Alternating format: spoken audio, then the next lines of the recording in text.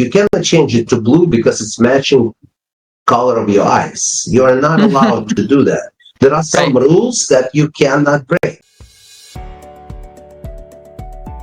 Welcome to Biz Help for You, the show that saves you the expensive learning curve by providing advice from industry experts in every facet of the entrepreneurial journey. Too many small businesses collapse. According to the U.S. Census Bureau, 20% fail within their first year, and less than 35% make it to their 10th anniversary. The goal of this podcast is to change that statistic. So if you're interested in learning more to be a successful entrepreneur, tune in today. Let me tell you a little bit about my guest today. Bookkeeping's journey began when Max, an 18-year-old immigrant from the former Soviet Union, left an unfulfilling career in corporate accounting to run a family landscaping business. Despite scaling the business to $4 million, financial mismanagement, and the 2008 bankruptcy, teaching Max invaluable lessons in finance and entrepreneurship. After restarting a smaller landscaping business and outsourcing his bookkeeping, Max identified a fragmented industry ripe for disruption. Starting bookkeeping part-time in his garage, Max and his then-wife grew the business into their full-time endeavor, eventually franchising the concept. Today, Bookkeeping is preferred vendor for over 95 U.S. franchise brands and operates 11 franchise locations. So Max, welcome to the show. Thank you very much. It's great to be here. Thanks for the opportunity, Candy. Sure. So I always ask people, the first question is kind of tell us how you began doing what you're doing, and became an entrepreneur. So I would love to just hear a little bit more. I did mention in your bio a little bit, but just tell us, what was that one moment that inspired you to leave like corporate accounting and become an entrepreneur? So, probably the fact that they were not challenging me enough. I was bored. I was part of a very large corporation that if you have a cell phone, you're using their technology, and it was room to grow. They were paying for my MBA, offering to pay for my MBA, and I could see the path to the management and beyond. But I probably was busy 1 week out of the month. It was a busy week, and I had to be there, and they couldn't just get rid of me and other people because they needed it to close the financial statements for the month. But for 3 weeks, when you're done with all special projects, you're pretty much just sitting, waiting to do something. And I'm like, I cannot do that. I was coming home and I was depressed. I'm like, I'm just not learning. I'm doing the same thing. Yes, they're paying very well. I get bonuses, but I don't know how much longer I can continue doing it. And that's when I jumped the ship and just gave it 2 weeks notice, which everybody looked at me like, are you an idiot? And I'm like, well, call me whatever, whoever, I'm out. I just cannot do it anymore. Yes, I'm taking risk, but I was 28, 29 at the time. I'm like, if I'm not doing it now, it's going to be very hard to do it later when I have a family and I have, kids. And Right. so that's how it's all started. Right. Well, I think that's important for people to understand too, that, yes, money is important, but there's other things. And often entrepreneurs do give up a lot of money because you may not even make money up at the beginning of starting your business, but it's more than just the finance that drives people, as entrepreneurs, especially. Look, it was a very well paid corporate job. And once I gave my 2 week notice and left, until the business picked up and we started getting more clients and growing the business, we were living on my girlfriend's teacher assistant salary that she was making while she was going to school. And then the girlfriend became my wife, and then we became co-founders of Bookkeeping later on. But at the time, we definitely took a big pay cut it was from good salary to zero. That was definitely painful in the beginning, but I'm glad we did because that's the risk that we took to start the business. Well, I would love for you to explain, because we're going to be talking about franchising today, and some people may not really understand the concept of how a franchise works. So, can you talk about the responsibilities of a franchisor and a franchisee in the relationship? Sure. So franchising is the very, very old model in the United States, and no, McDonald's wasn't the first one, out there. The Zinger sewing machines actually was the first one, Mm, if you want to know, back in the 19th century. I honestly saw the McDonald's, started mm, franchising before I went into franchising, but it started almost 100 years before that. mm, So the idea is the franchisor gives a franchisee a blueprint, a model mhm, how to run the business. Yet franchisee runs it as a separate entity, following the mhm, rules. So as a franchisor of bookkeeping, and you said 11 since you and me spoke, we now have 13 franchisees in the oh, United States. congratulations. Hopefully, thank you very much. Hopefully, by the time it airs, it will be more. Um, I'm doing all I can to make it happen.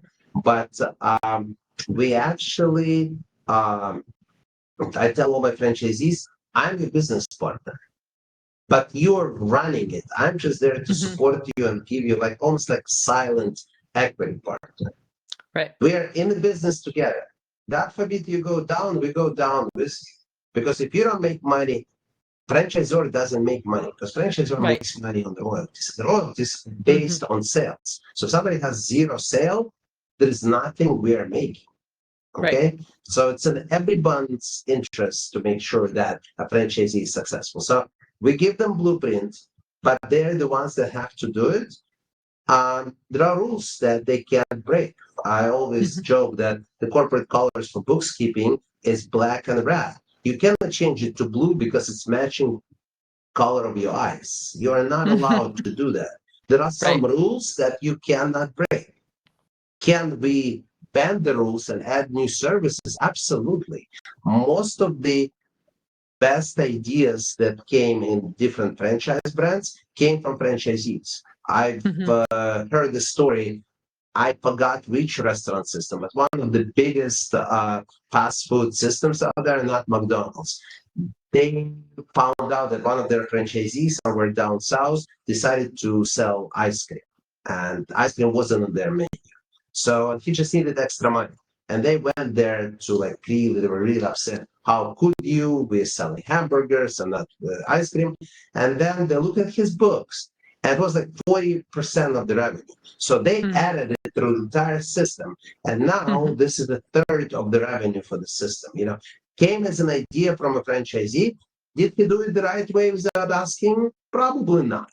But mhm, ultimately, everybody was happy. Okay, so I always listen to my franchisees, but I'm like, we are not offering tax services for bookkeeping. There is a mhm. reason for it because we get a lot of referrals from CPAs.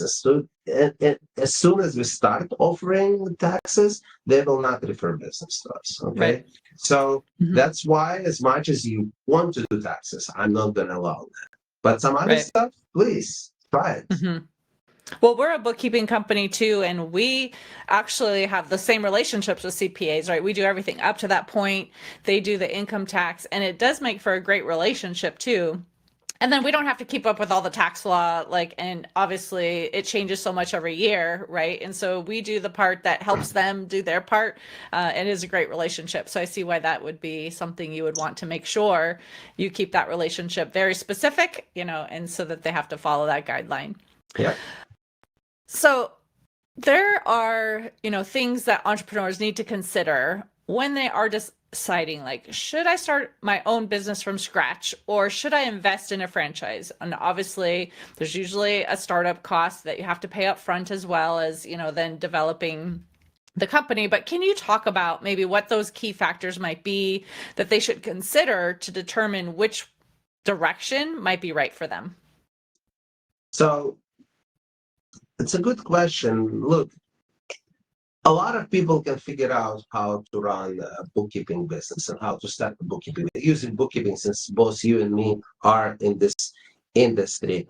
But there is such thing as an opportunity cost. When we started the Mhm, business 2011, over the years, we made so many mistakes, and we tried to do different things because there is no book that says how to run a successful bookkeeping business. There are some books, but honestly, I'm reading, I'm like, yeah, I can argue that this is not right, because Right. it's just difference of opinion. So I've never found like a real good blueprint what to do, what not to do. So there is such thing as an opportunity cost. You can figure it out yourself, absolutely. But if it takes you a year and a half, or you can start making money a year and a half sooner, that's way better. You're going to be cash flow positive. You're going to be making money way sooner because you're following the system. So can you open your pizza restaurant? Absolutely. But if you buy a franchise, you'll know exactly what oven to buy and how many minutes to bake pizza, how many pieces of pepperoni to put, everything that you want to know. So all pizzas are coming out the same. And the flip side of it, if you're the best pizza maker and your family loves it, doesn't mean you're going to be a good business owner. Because one thing to cook one pizza for dinner for your family, another thing to do 100 of them an hour and make sure that all of them are coming out exactly the same. And none of them get stuck because that's going to pretty much kill the whole conveyor and you're not going to deliver and you're going to get a lot of upset customers. Right.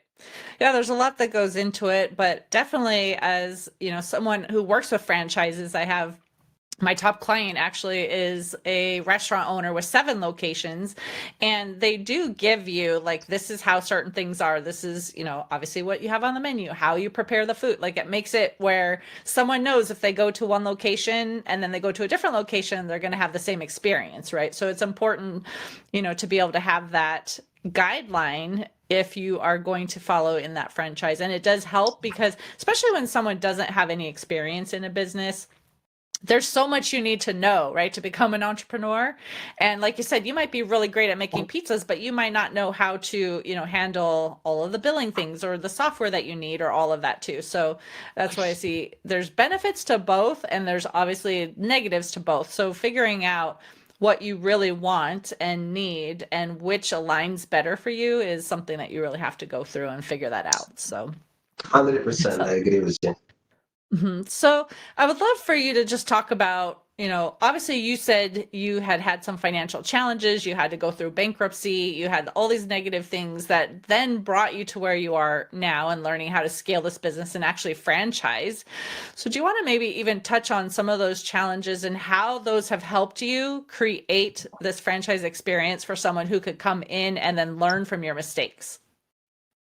Well, look, I believe that things are not happening to you, it's happening for you. So the mistakes that you make, you can go and sit and be upset and beat yourself up, or you can just learn from it and move forward and become stronger.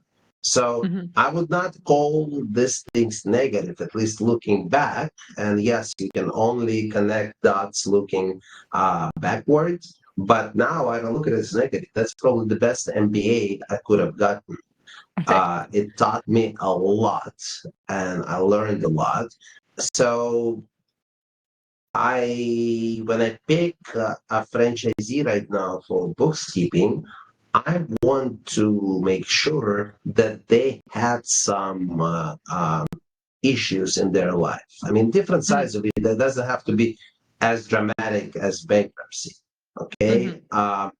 But if they've done it and they actually came out of it, I know they're ready for the next challenge because, life happens. I mean, we're all tired talking about COVID, but I remember I'm in franchising for many, many years. I was at the expo exactly 1 month before we went into lockdown. It was smaller, but still didn't have any cases in the US. In any case, there were 2,500 people there. The hottest topic was fitness. Everybody was offering fitness franchises. Everybody. And guess what? Right now, it's not the thing. There are some new ones coming up, but there are only few of them. Before, I'm not kidding you, there were probably 50, if not 100 new concepts, and everybody, wow, that's a new thing. Health is everything.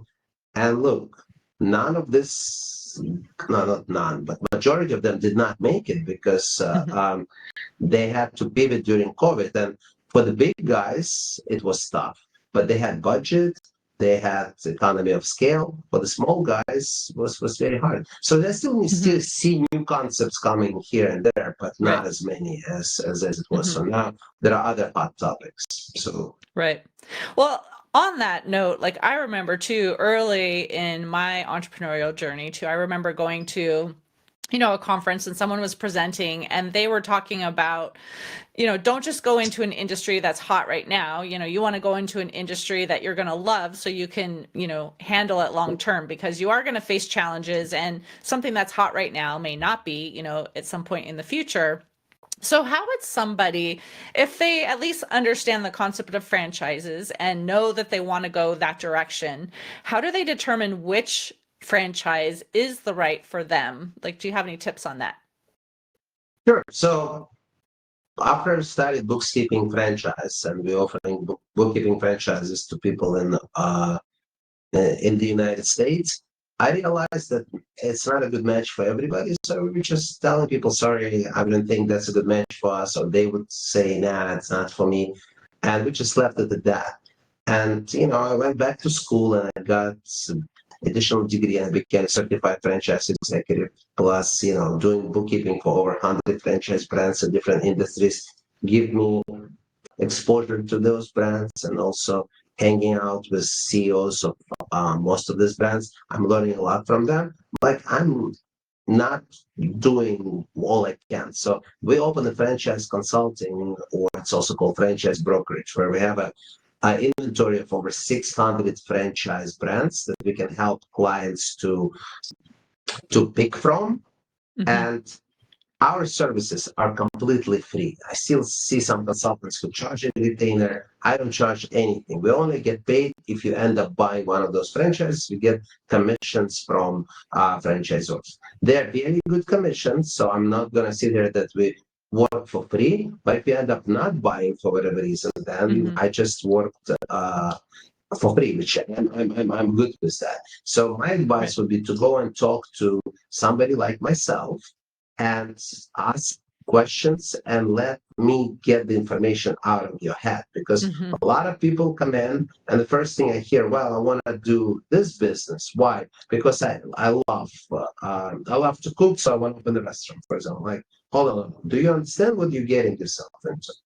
Right. 100 pizzas or one pizza? I mean, that's art of Mhm. cooking has nothing to do with it. You can't add rosemary on the simple cheese pizza, because your franchisor will kill you, because that's not part of the recipe. Even though your grandma Right. was putting rosemary and it tastes really, really, really good, you cannot do that. You're not allowed Mhm. to do that. It has nothing to do with cooking. Mhm. At the, Right. at the same time, if you don't know how to paint, doesn't mean that you cannot run a successful painting franchise. Mhm.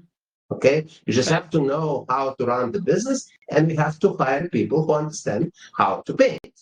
When I had my Right. landscaping company, I probably would not be able, not probably, for sure, I would not be able to change the sprinkler myself. But I knew exactly how it's supposed to be done, how much it's going to cost, and where to find people who can do it, and how much I should charge for it. So that was my Right. job, not Mhm. necessarily to go and change the sprinkler. A lot of people mix hobby with the business they want to do. You're absolutely right, Candy, when you said you have to love what you're doing, but you also have to see if there is a demand for it. And that's the job Mhm. of franchise consultant, to see if it's available. There are a lot of industries that were super, super hot, and now it's dinosaurs. I mean, we might have Right.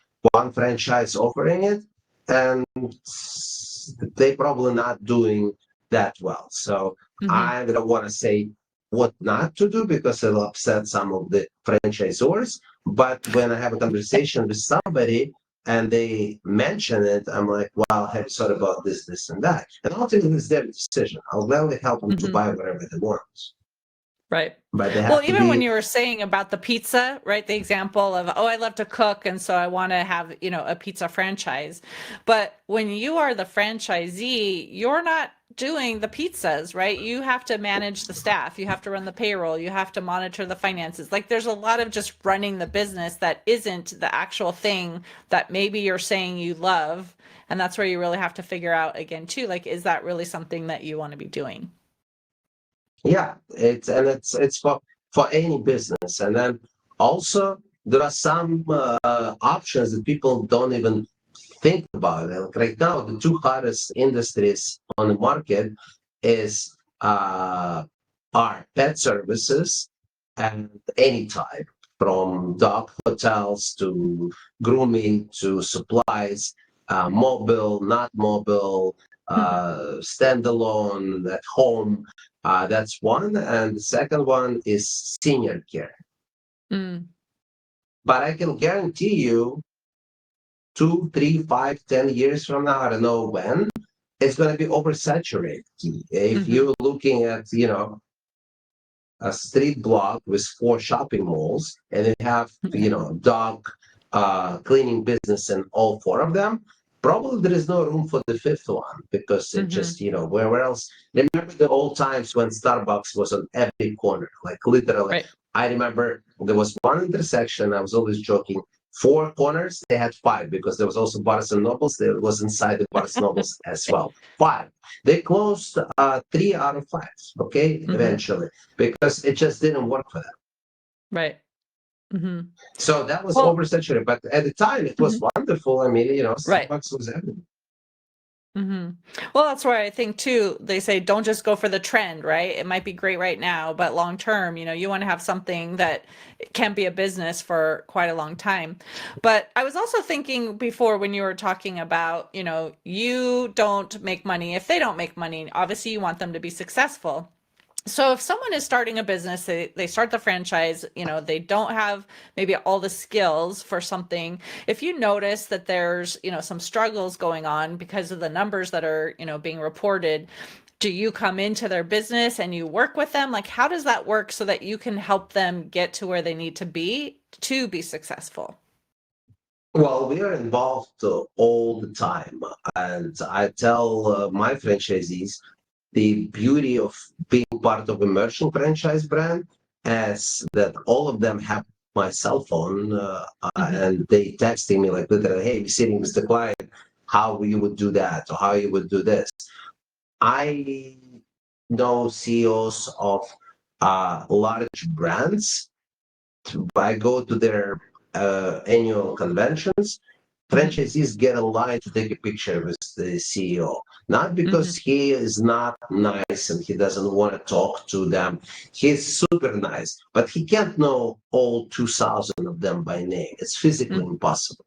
He might remember their faces and he's available, but not as much as I'm available for my 13 franchises. So I'm like, take advantage of it, because as we grow, I won't have a choice but have more people under me who will handle the regions. And yes, Right. you will see me, and yes, you can get a hold of me. But majority of the question, you'll get other people to answer. So we're there to help all the C-suite of the company. We have dedicated managers. Also, we have a weekly town hall where all the franchisees come in, and the employees of bookkeeping come in, and they can ask any questions they like. So absolutely, we can come and help them. But bookkeeping is also providing them clients. We provide them staff.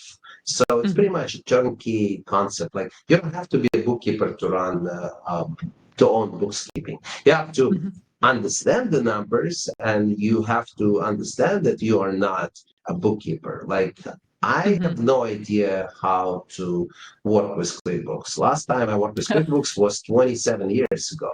Can I figure it out? Absolutely. I mean, Yeah. do I want to figure it out? No, this is not my job. I have a team of people. We are into its partner, national partner. Last year we were number 8 in the US on the number of subscription managed. So we definitely understand QuickBooks, let me tell you. But it doesn't mean that, I have to understand how to do. But I know that I'm not the one giving people the answer. So I'll send it to my QuickBooks department. Right. Well, I think even from the client that I have too, and I have multiple franchise owners too, but the one I'm talking now is really the largest one that I have. And he says they do get together as well with other franchisees of the same, organization too, and they can support each other as well too. So it's not even, is the franchisor going to help me, if there's a situation and I'm not sure how to do this, what do you do in this case? How do you handle this? And they can support each other as well too. So I know that's another benefit instead of just being on your own and trying to, waddle through everything, having that support is also effective. And another consideration, for someone who might be wondering, should I start on my own or should I start a franchise? For sure. I mean, I just had a call before recording this podcast with one of my franchisees, and it's like, well, I'm getting more clients than I know what to do with it. Great problem to have. And she goes, well, I don't know if I want to bring an employee yet, or what I want to do. I'm like, please don't start doing everything yourself because you will limit your growth. And so Right. the idea that I gave her is to reach out to one of her counterparts, a franchisee, and combine forces. And she's like, wow, I haven't thought about it. Let me do that. So I bet you now it's going to be a partnership and everybody's going to be happy. And it's Right. totally fine because they understand the system. They understand, what's expected. They went through the same training. So that's actually a big deal. And training is huge. By the way, training is probably the key to buy any franchise. You always want to take a look what training is provided. Like what, for example, for bookkeeping, we provide 3 months of accounting school. We provide 6 and soon 9 months of sales training. And we provide executive coaching where somebody can get bi-weekly executive coaching one-on-one, not getting recorded. That the idea is to bring them on the peak of their performance. If you add the value of these 3 trainings, it's way more than the franchise fee that we charge. Right. Exactly. Well, I know this has been an informative discussion regarding, things to consider if you want to go the franchise route or, maybe someone thinks that they really want to do it on their own, but what are the benefits really of having a franchise? So I appreciate, you're talking about that. So we are coming to the end of the time though that we have together. So I wanted to ask if you have an offer that you would like to extend to our listeners. And if they want more information, how can they contact you? Well, I don't know if you can really beat the offer that our services are completely free, but we actually can. And so if somebody ends up buying a franchise through my brokerage or consulting site called Main Entrance, we offer 9 months of sales training. So that's something that is done by a professional sales trainer, and we are paying for it. So it'll be the same sales training that my franchisees are going through, and anybody who buys any franchise through my brokerage will get that. So that's the offering that we have, and we even get significant rebate for our candidates, and the size of the rebate depends on franchise fee and everything, because we pretty much are sharing part of our commission. So that's what we do. The best way to get a hold of us, it would be to go on franchisewithmax.com, franchisewithmax.com, and there you can choose, do you want to talk to me about possibly buying a bookkeeping franchise? Do you need bookkeeping for your clients? Or are you interested in brokerage or consulting services? And from Franchise with Max, you can get to all 3 of the businesses. And I have teams in all of them. So I don't want you to think that I'm the one doing it all and I don't sleep and I don't have a life. I do have a life, I do sleep. I do work a lot, but I do have a life outside of that. And I have teams of people in every business, but eventually everyone will get to me and we'll talk and we'll discuss and see if we're a good match. Perfect. Well, again, thank you, Max, for being on my show. I really appreciate, you're taking the time out to have this discussion with me today. Thank you, Candy. It was great. And to you, the listener, if you enjoyed today's topic and you want to hear additional information, you can find access to exclusive content in the show notes. Thank you for tuning in today. Would you please share this episode with those you know and leave a review on your favorite platform?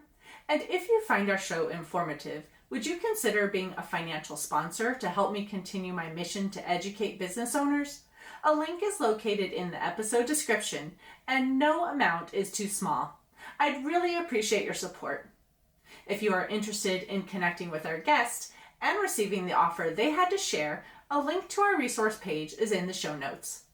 Finally, if you have any bookkeeping or payroll needs, reach out to us at 310-534-5577 or contact@abandp.com. My team and I are eager to assist you. Until next time, have a great day. Thank you for listening to Biz Help for You. Please join your host, Candy Messer, again next time. Have a terrific day.